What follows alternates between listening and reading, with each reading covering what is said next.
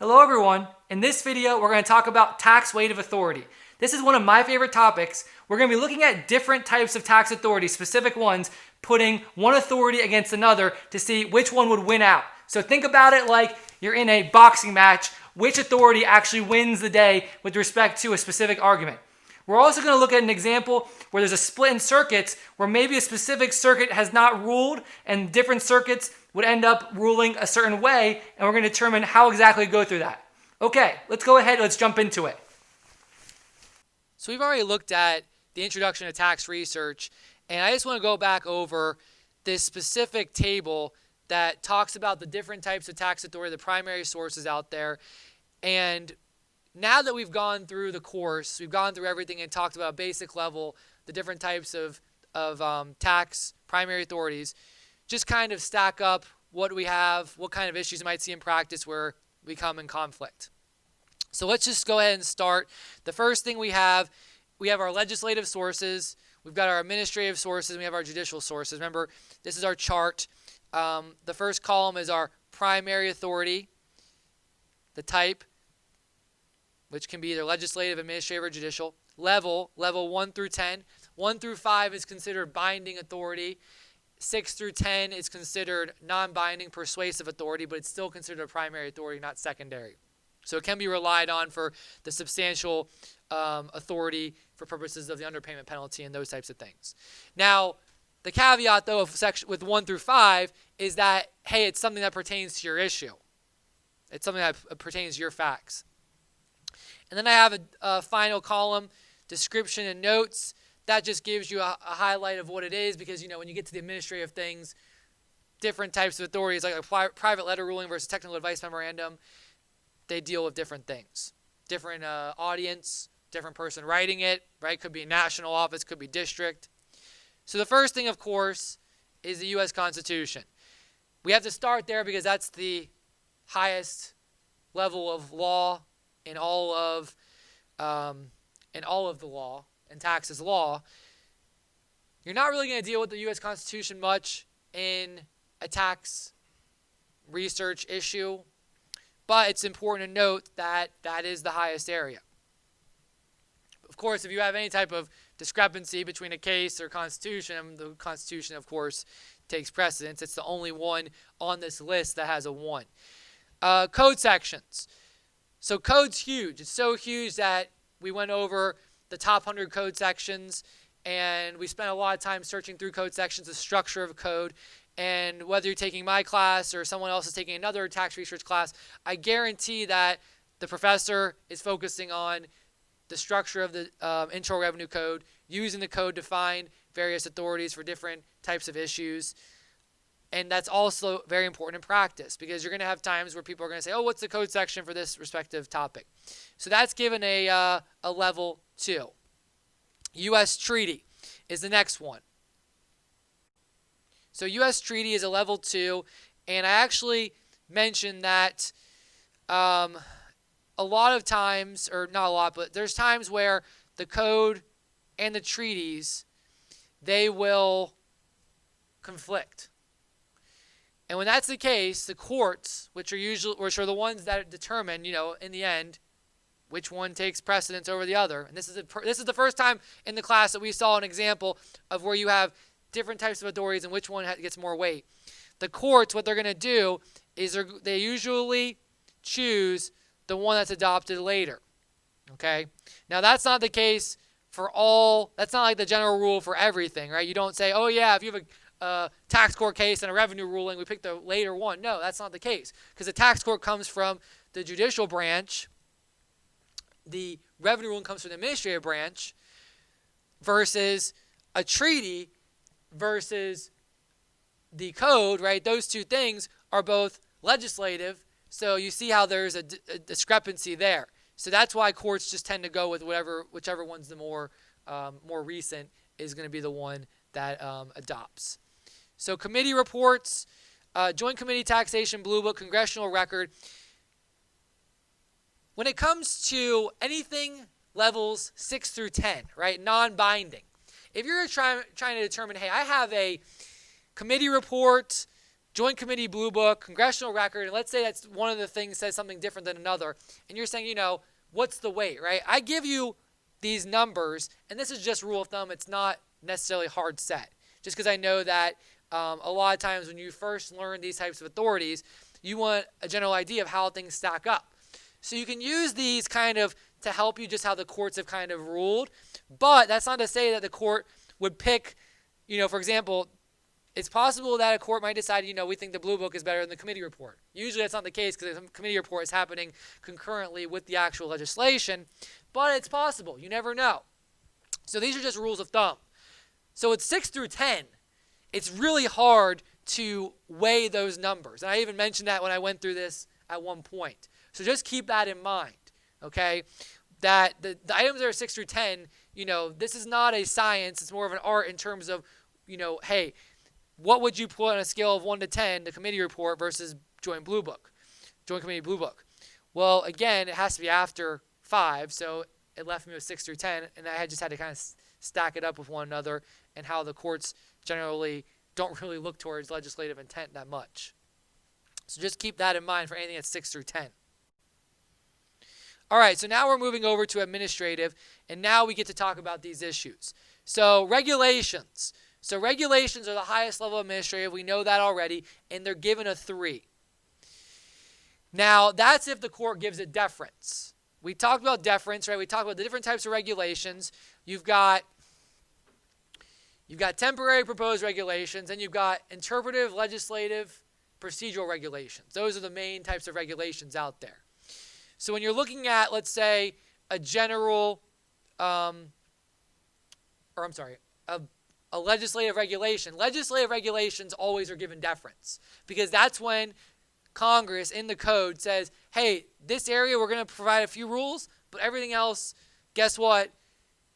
We're going to give IRS and Treasury the ability to write this area. So some examples of that are the consolidated rules for, consolidated returns in the 1500s, debt versus equity, Section 385, all sorts of issues out there, but those are some of the big ones. So when we have deference given by the courts, which if it's a legislative regulation, again, it's going to have deference. When it's an interpretive regulation, that's when you have to go to the Mayo, the Chevron deference, which is an administrative law, actually, an area of the law, to determine if it's actually considered, it's going to be given the same deference as it would a case. That's what we mean by deference. Will it be given the full deference of the law? So that alone in itself is a weight of authority issue. If you have an interpretive regulation,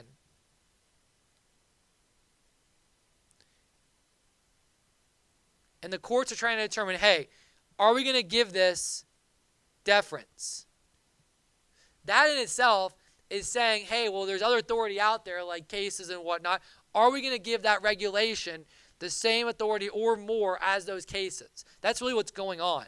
And usually, if the courts give the regulation deference, because it has such a high level, 3, right, it usually gets a very high amount. It gets a high level in terms of making the decision. If the Treasury regulation is not given deference, I put a 6 because it's non-binding. But it can still be used persuasively.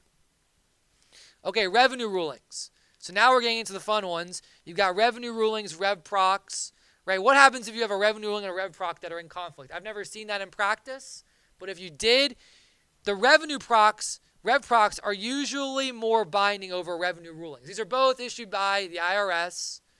Rev rulings, as you all know, are more based on fact patterns that you have, where the IRS gets lots of private letter ruling requests on a topic. Then they'll issue a hypothetical revenue ruling. They'll make up some facts, try to make it similar to the issues they've seen, and try to rule on it to try to provide guidance. And it's considered binding on taxpayers. Versus the private letter ruling, as you all know, is non-binding unless you're the one that submits it. Rev proc is more procedural, just more general area. So that in that sense, that's why courts have given more deference to rev procs over rev rulings. I have seen issues of rev proc over cases. So a rev ruling versus a case, and we'll talk about that in a moment. But a rev proc in a case, rev procs get way more deference or way more weight than if you were comparing a revenue ruling to a case. And that's why I'm basing my answer to say that rev procs are going to be higher up than rev rulings. Another reason why, and this is probably the main reason, is because rev procs are rarely issued. There's only like 60 to 100 issued a year. That's like how much they usually issue each year. Rev rulings, though, you could have hundreds, depending on the tax year. Like there was a lot this past year for all the TCJA, and there will be more this year too.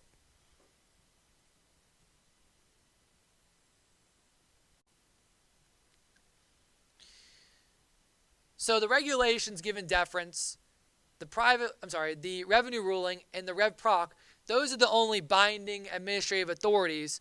And again, once you start getting down to private letter rulings, right, regulations that are no deference, technical advice memorandum, field service, determination letters, all of these non-binding, it gets back to the issue I mentioned earlier, where if it's 6 through 10, I'm just giving you as a rule of thumb what I've seen in practice. It's not perfect, and it's a very hard decision.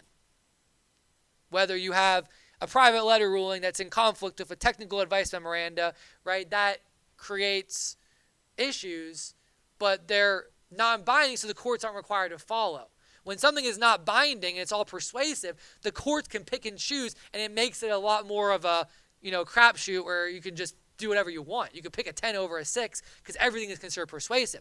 But it's when you get to the binding stuff, it's like, okay, well, if we have a binding 5, a binding 4, a binding 3, you got to go with the 3. That's kind of the idea. So all these, again, are considered administrative, non-binding, so we can go ahead and continue on. All right, so now we're getting to judicial decisions. So we got, of course, at the top, we have our Supreme Court decisions. I give that a 3. Notice I gave regulations that have deference also a 3, right?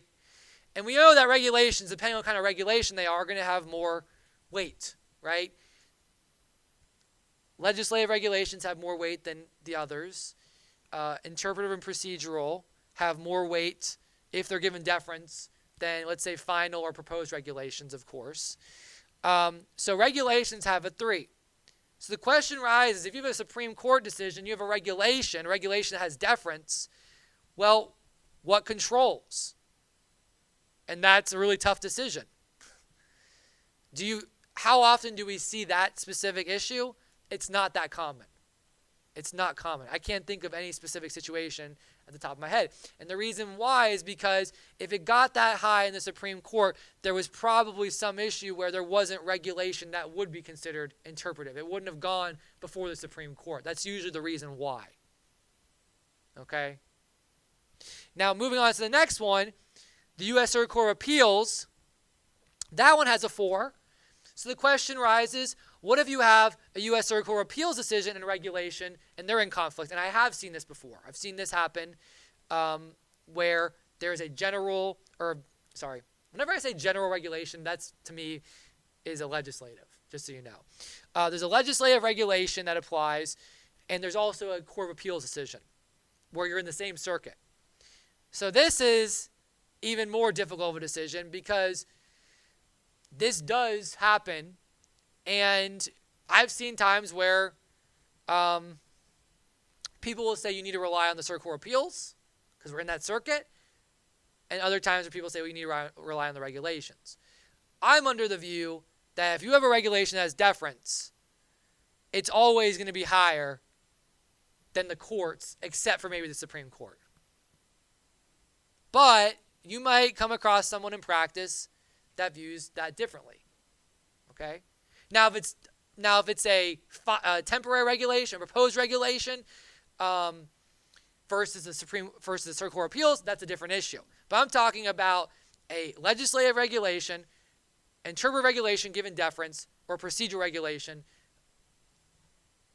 Go with the regulation over any case other than Supreme Court. So if you ever come across a Supreme Court decision ever, please contact me and let me know because I would like to explore that in more detail because I have yet to see that issue. Because again, when you get to that point, the Supreme Court's not going to grant cert where there is that kind of issue because they would say, well, no, that usually doesn't happen.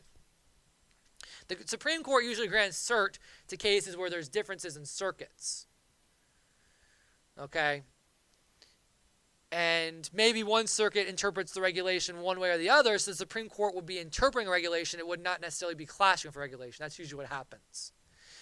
So if you have a reg versus Circuit Court of Appeals, right? And I give you these numbers, and you can rely on you can rely on them from my sense. Again, might have people different practice out there. The reg has deference. I would go with the regulation. What about if you have a revenue ruling or rev proc over a Circuit Court of Appeals? Well, very difficult decision again. Very difficult consideration.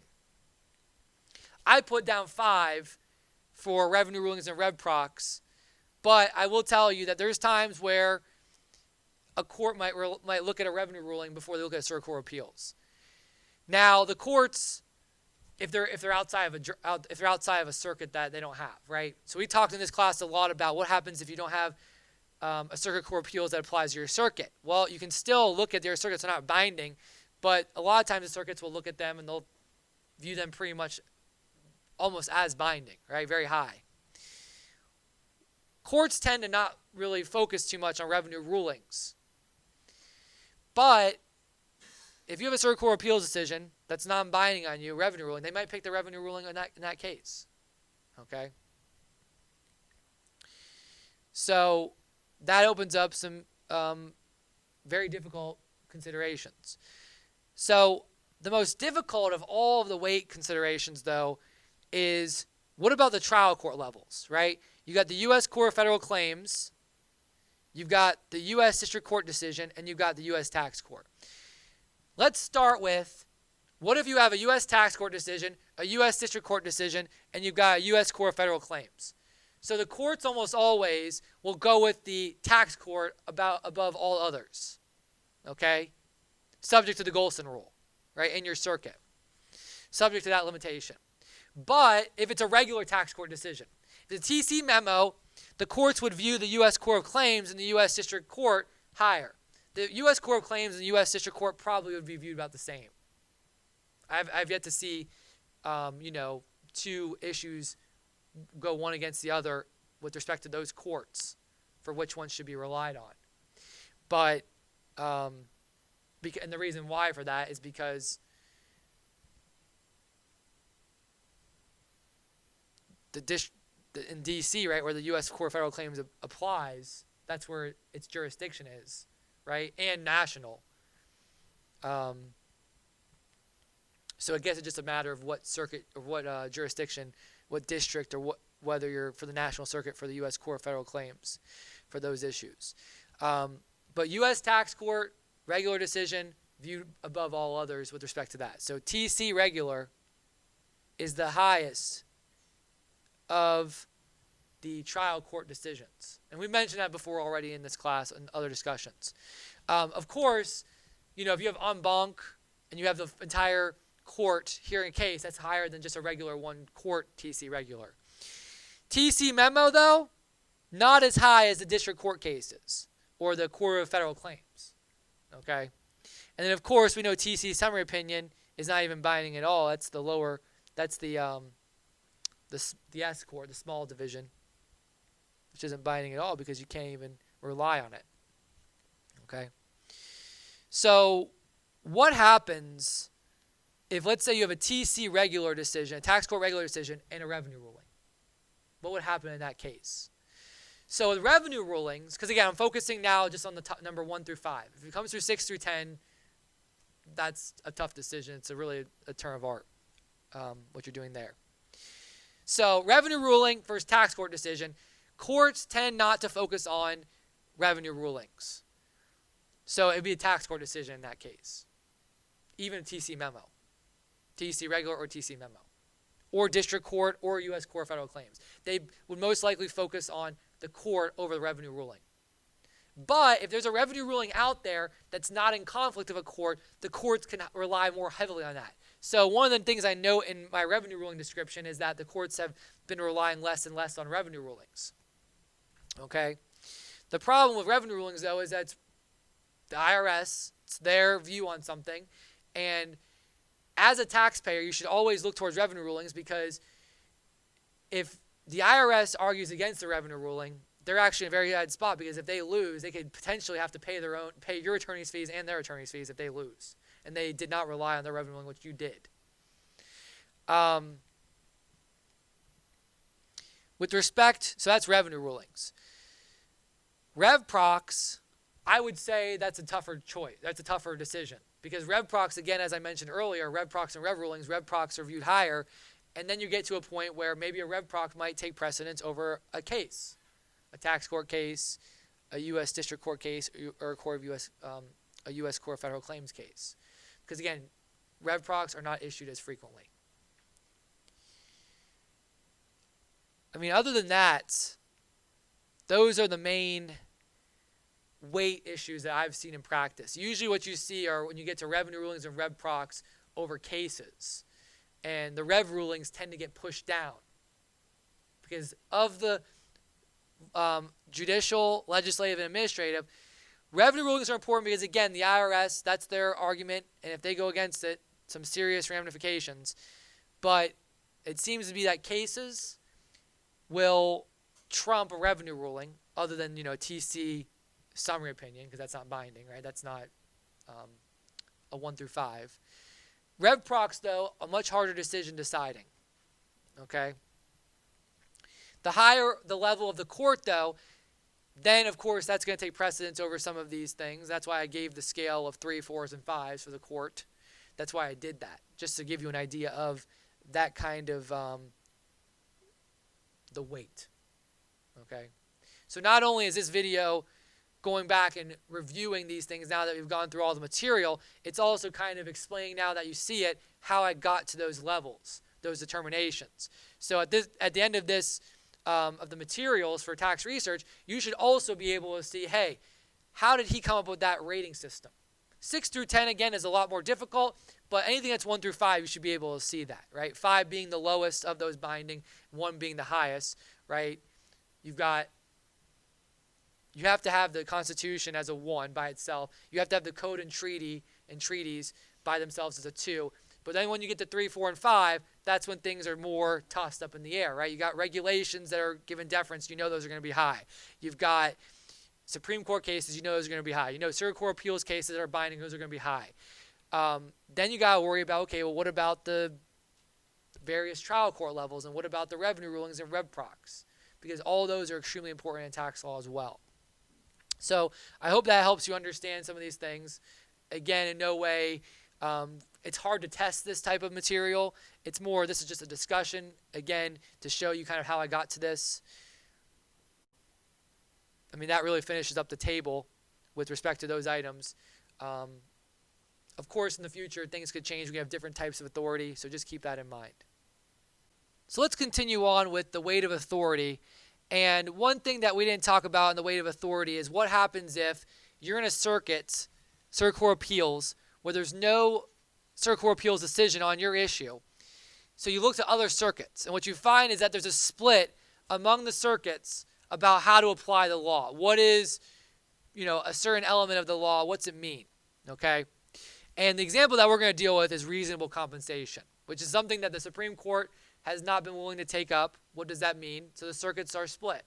Usually the Supreme Court, when they take cert on a opinion, they usually take it when there's a split among circuits. That's one of the most common factors that the Supreme Court will take up. So here's our example. We've got Phil. So Phil recently received a permit to open a medical waste incineration center in New Jersey. He has been working on the project for some time with his colleague Karen. Now that they've received a permit, they're going to establish an S corporation to handle operating the new business, with Phil as CEO and Karen as the COO. They feel comfortable that the new business venture is going to make large profits because other similar businesses have done well. So they've been focusing on certain things. Okay, the key is working with federal, state, and local agencies to obtain the permit. Phil wants to limit the amount of employment taxes he pays on his compensation from the S corporation, and is thus considering paying himself a very low salary and taking the bulk of his profits from the business as a distribution from the S corporation. So let me just stop for a second. Some of you might know this, others might not, but one advantage of being a S corporation for federal tax purposes over an LLC is that your self-employment tax is going to be, in general, lower. What's subject to self-employment tax is going to be lower for an S corporation, because for an LLC tax as a partnership, your distributive share is what generally gets taxed, which includes your portion of profits and all that stuff. You can't pay yourself compensation for LLC, so everything is subject. That's why it turns out that way. Versus S corporation, you can pay yourself compensation, so the self-employment is only on the compensation portion. So what he's trying to do is they set up as an S corporation for that fact. And when you see a lot of businesses out there that are set up as corporations, or they're taxed as S corporations, there might be an LLC taxed as an S corporation, they do so because they're trying to take advantage of the self-employment tax, that discrepancy, where S corporations in general are more favorable. And that's at the time of this video. If you're watching this in the future, that might be gone. It might be the same for LLCs and S corporations in the future. So I'm just saying, hey, at one point, that was the case. But at the time of this video, that is the case. So again, Phil is basically trying to limit the amount of compensation the S corporation is going to pay him as a CEO and pay everything else as profits and take that on, okay, allocate it out. So we need to prepare a memo that explains how reasonable compensation, that's the key here, is how reasonable compensation can be established for Phil. Include techniques from both the circuit in which he resides and any other circuit for addressing the issue of reasonable compensation. Okay. So look to the circuit he's in, as well as other circuits.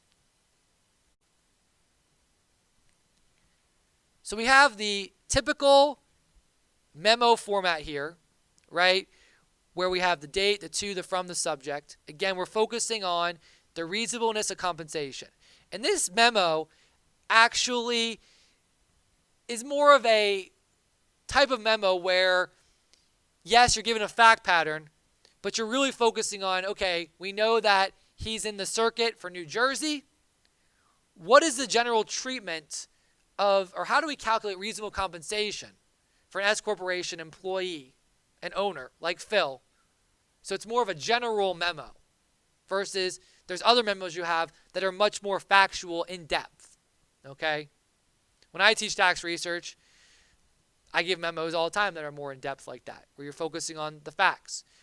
So this is a little bit more open universe, I call it, versus closed universe, where you're very much limited to the facts in a closed universe. But there is some closed universe where, given, okay, what he's doing, it's a medical incineration, I keep saying incarceration, incineration facility, right? What exactly they do, what is a little bit about his duties, those kinds of things. We're not going to explore too much because the key is you're going to see there's going to be a split in the circuits. So I just have a little summary of the facts here. Okay. Talking about how Phil and Karen are about to begin operating a medical waste incineration business in New Jersey. And also, it's important to note that New Jersey is in the Third Circuit of the U.S., right? We have 11 geographic circuits in the United States. We've got the federal circuit as well, so technically 12 circuits. New Jersey is in the Third Circuit. And by the way, if that changes in the future after you watch this video, it could. For all we know, the Ninth Circuit could split. It's a huge circuit. Okay. Could have a 12th circuit going forward in the future. And then we have 13 circuits. So just keep that in mind if you're watching this. So what's the issue? What rules govern establishing reasonable compensation for an S corporation employee owner? All right. So as always, we start off our memo with a code section. Okay, it's very rare you're going to have a memo that you don't have to start with a code section. The ones I can think of the top of my head are the the who question. If you're dealing with assignment of income, right, who is taxable on income or gets a deduction? That is the who question of the 5 general income tax questions, right? The 5 general income tax questions are what amount of gross income, if any, what amount of deduction, if any, or credit. Right, income's an outflow, or inflows and outflows. When do you have that? Who has that item or deduction or credit? And then what's the character? So those are the 5 questions, right? So if you have a who question, who gets taxed on something or who gets the tax benefit, that's usually where you start your memo, citing a very basic proposition like Lucas v. Earl, right? That, he or she that does the services is the one taxed on the services. Completes the services is taxed on the services. Or Helvering v. Horse, he or she that owns the property is subject to the tax on any income off the property. That's what you generally would start with. So that's an exception. But you always want to start with the code section. Now, for purposes of this memo, I didn't really use the traditional citation format, where we put IRC 162A afterwards. I didn't do that normal citation like we normally have, just because I made this more like points in this memo. So you'd want to obviously, format that before you'd submit that. But just note that. So the first point, section 162A1, permits a deduction for a reasonable allowance for salaries or other compensation for personal services actually rendered. The key is that it must be considered reasonable. So under Reg 1.162-7B3, it states that it is in general just to assume that reasonable and true compensation is only such amounts as would ordinarily be paid for like services by like enterprises under like circumstances. So what it's saying is basically you have to kind of focus on the industry specific, what the person's doing, person in that type of criteria. So it ends up being a very big fact determination. But we still have lots of objective tests under the law. Okay? Now in the Internal Revenue Manual, which usually when you start off your memo, you go right to the binding authority, which here we did. We went to 162, we went to the regulation, binding authority, right? We go to a non-binding primary authority, which is fine, but it's a little bit non-traditional. We usually start with all the binding, so we probably would want to go to a case next. But the Internal Revenue Manual specifically says there's factors that are considered by audit personnel with respect to what is considered reasonable compensation. Okay? So the examiner should take into account such factors as, and here are our factors. Anytime we have a factors analysis in tax, it's very important. At that point, you should stop and say, hey, we have a factors test. It's something that you should note in your actual memo. Because with a factors test, there's not one specific factor that determines. It's not like when you have conditions you have to meet the specific tax treatment rule, and you have to meet all of those. Factors, you might meet some but not others and still get the treatment the taxpayer desires. Or you might meet almost all of them and the taxpayer doesn't get the treatment they desire, he or she desires. So factors are all about subjectivity, how the courts see things, and they can change depending on the industry.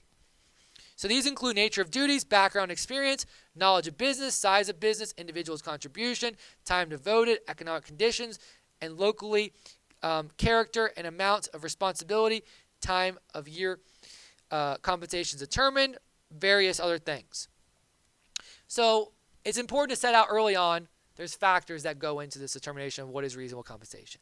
So from that, and the reason why we start off with the Internal Revenue Manual here is because we're trying to lay down that, hey, the IRS, which is a national determination, even says there's various factors that we consider.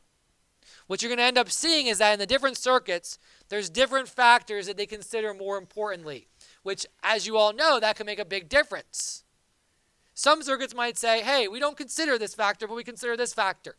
But the IRS is basically laying out, here are the factors that we look at. So it's good to start there. So in Rocco, which is a tax court case, right, a regular tax court decision, the court, in deciding issues relating to the now revoked Section 1375, which stated that when valuing the services rendered by a shareholder, all facts and circumstances of the business should be considered, including the managerial responsibilities of the shareholder and the amount that would ordinarily be paid. Now, one thing I want to note, Very interesting. Something you don't see often in a tax research memo. Notice how we're citing to a now defunct code section. You're still able to use now defunct code sections to determine consequences for still ongoing code sections. The biggest issue that's very applicable as I'm talking about this video is Tax Cuts and Jobs Act created a provision called the Qualified Business Income Deduction, Section 199A. And when that provision came out, there was lots and lots and lots of confusion, lots of need for interpretation. A lot of people relied on the old Section 199, even though Section 199 was repealed by the Tax Cuts and Jobs Act. So you can do that. That is allowed. You just can't rely on the old Section 1375 for the general premise of what it stands for. So you are allowed, though, to use it for things that might apply to other areas of law, because there might be a line of cases that came from Section 1375.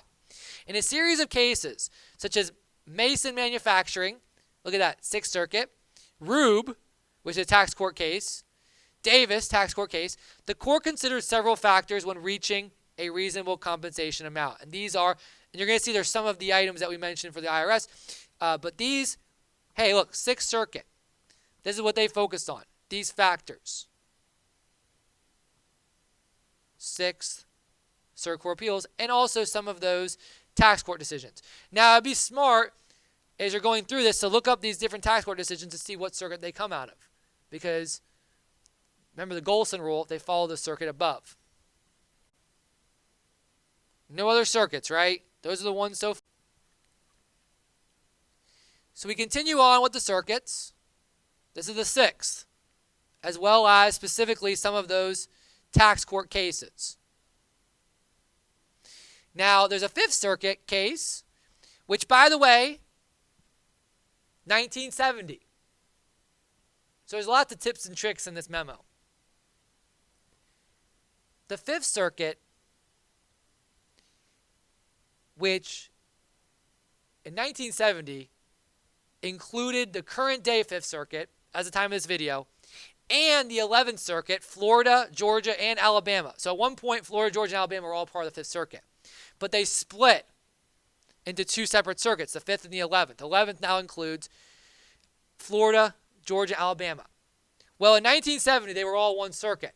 So this actually, guess what, applies to both the 5th and the 11th. So you got to pay close attention to that. So the 5th Circuit cites Merton's Law of Federal Income Taxation, which is a primer on, like a tax encyclopedia, somewhat like a treatise. Not as detailed as a treatise, but somewhat like it. In determining whether amounts paid for were compensation for services or were distributions of profits, all the facts and circumstances, so we've seen that again, right? That's pretty clear, must be considered. Thus, the fact that the services were no more than anyone who was a large stockholder and a director in the interpretation would perform has been emphasized. So in some circuits, they're going to emphasize this element, but others, they're not going to emphasize it. Usually when we have something that's emphasized, we call it a super factor, okay? Which means, again, it has a more of an emphasis, super factor. Which means that, hey, it doesn't always control, but a lot of times it does. Pretty good chance, okay? So it's saying that the fact that services were no more than anyone who was a large stockholder and a director in the enterprise would perform has been emphasized. It may further be significant that there is no corporate authorization for these payments as salaries.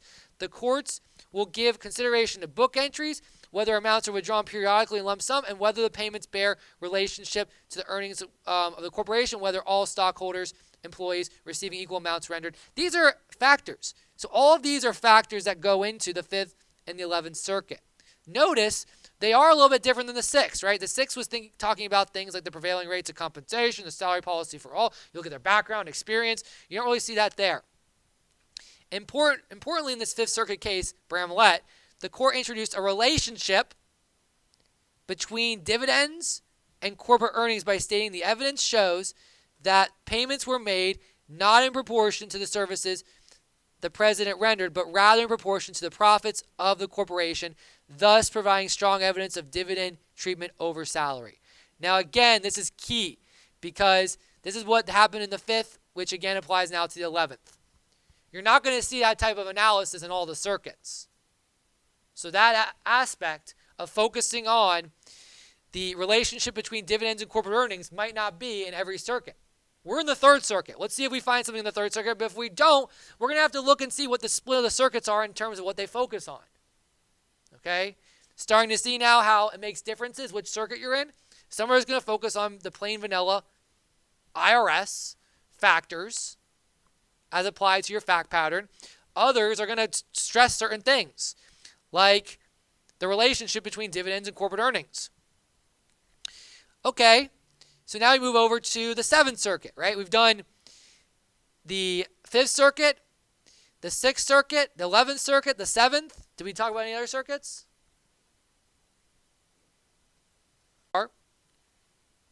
So now we got the 7th circuit. And the 7th circuit is an interesting circuit because the 7th circuit, which we talk about below, is where we find the famous Judge Posner, his decisions. And he has the famous Exacto Spring Corp case, which a lot of people look to. Of course, whatever circuit you're in is the controlling law.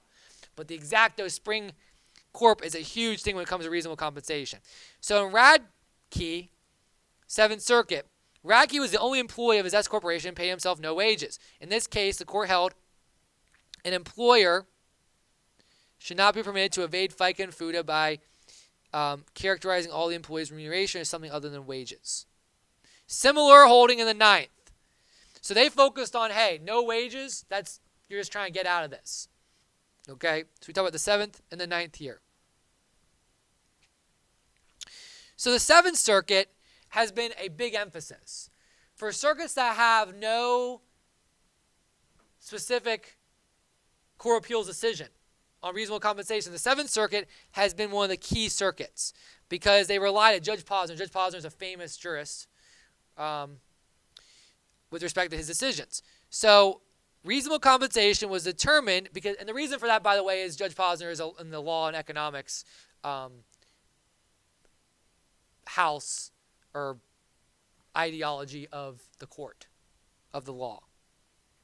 7th Circuit created a series of holdings on reasonable compensation, and it really goes back to Exacto Spring.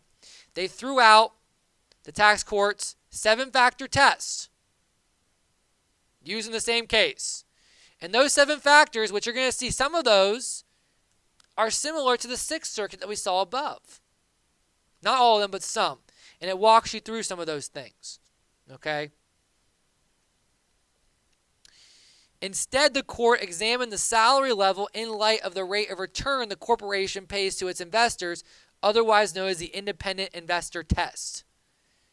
Decisions in the 7th have continued to follow the independent investor test, and they give Menard as an example.